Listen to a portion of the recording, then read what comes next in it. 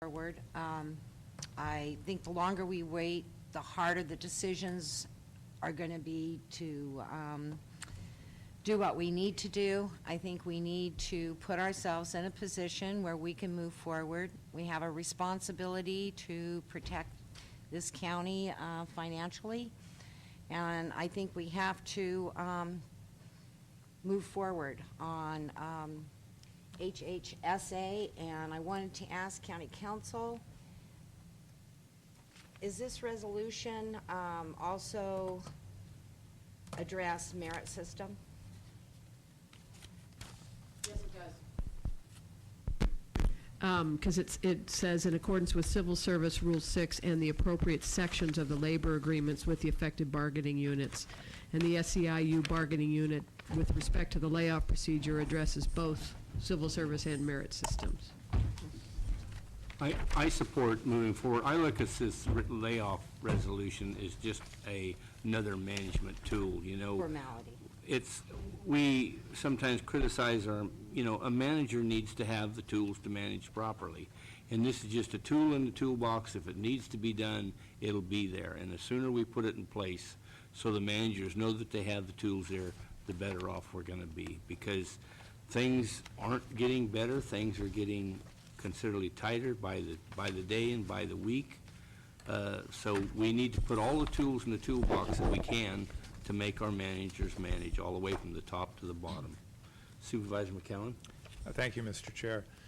So the resolution that we will consider, presumably after closed session, that only relates to the proposed layoffs in Health and Human Services, or is it countywide as well?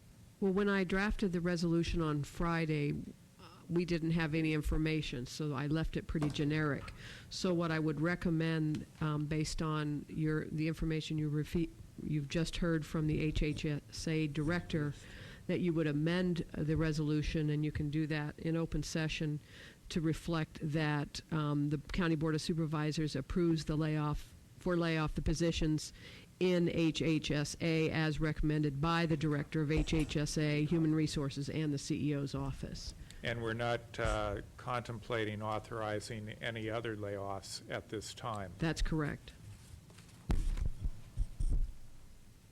Supervisor Smith? Well, to restate what I said before, I had said that I was in support of that. I'm just not in support of moving forward with sort of a general direction on the executive office forming layoffs in countywide. So I had said earlier, I'm in support of moving forward on the HHSA's action Okay. today. I was Yes. confused by what your Yeah. statement I was. must add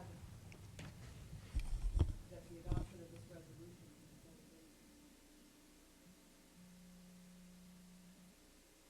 Well, with that, I think what we need to do is entertain a motion. Well, do we have the position table, the tables? Well, we have the numbers, I think. Yeah.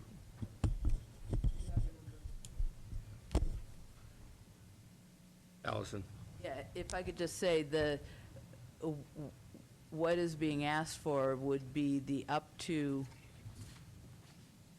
15 merit system and up to 14 civil service positions.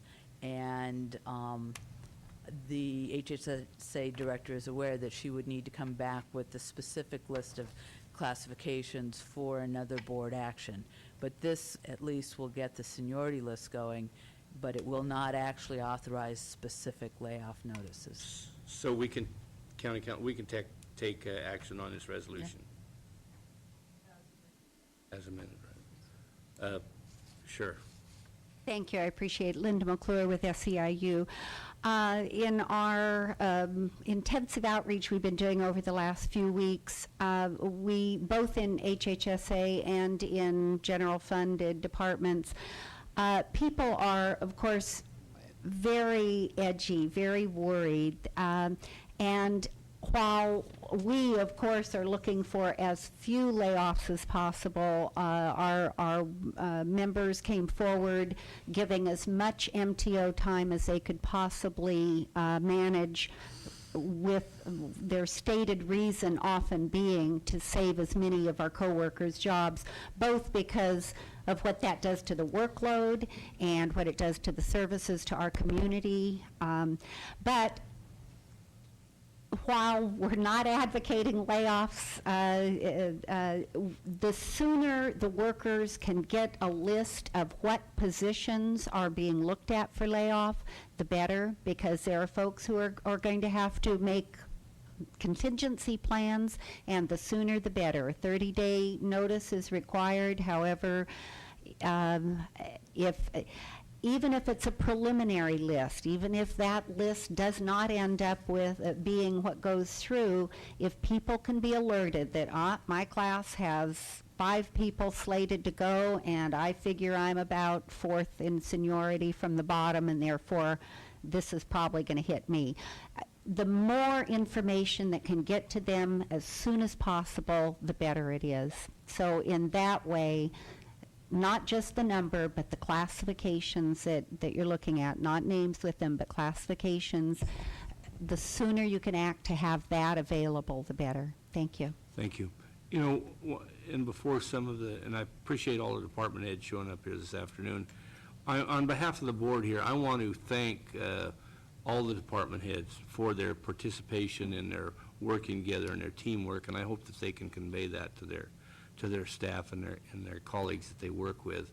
And for departments that come at budget or under budget, one department out there, for years this county had a real problem with the district attorney's budget.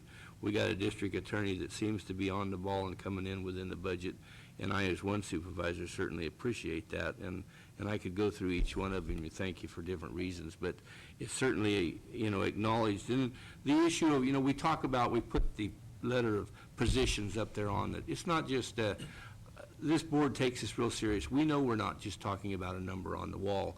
We're talking about families. Not only families, we're talking about their lives, not only their present lives, but their futures. And it's something that this board really takes seriously. So when we talk about layoffs or even MTO days, we know the seriousness of it, and we don't take any of these decisions lightly. So I just wanted to, before any of you start leaving, I know you probably have some, I hope you have some work to do before you go home. But anyways, I just want to, on behalf of my colleagues here, express our gratitude and thanks. So with that, we need to some sort of a motion here on this resolution to move forward on these.